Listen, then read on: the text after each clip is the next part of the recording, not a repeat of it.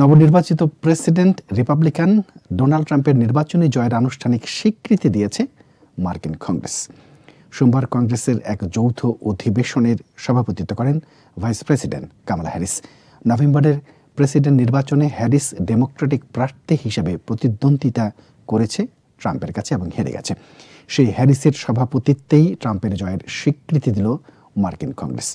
কংগ্রেসের এই চতুর্থ বার্ষিক অনুষ্ঠানের মাধ্যমে 2 সপ্তাহ পর যুক্তরাষ্ট্রের প্রেসিডেন্ট হিসেবে ট্রাম্পের শপথ নেওয়ার পথ পরিষ্কার হলো।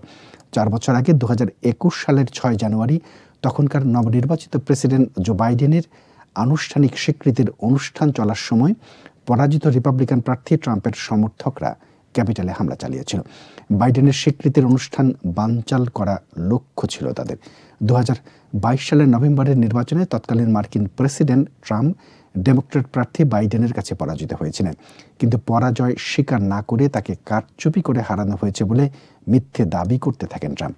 2024-এর নির্বাচনের পুরোটা সময় জুড়ে একই ধরনের উদ্বেগ জানিয়ে সতর্ক করে আসছিলেন তিনি। শেষ পর্যন্ত 5 নভেম্বরের নির্বাচনে হ্যারিস পরাজিত হওয়ার পর থামেন তিনি। কিন্তু এবারের অনুষ্ঠান 4 বছর আগের ওই বিশৃঙ্খল পরিস্থিতির বিপরীতে ঘড়ির কাঁটা ধরে এগিয়ে সুচারুভাবে সম্পন্ন হয়েছে।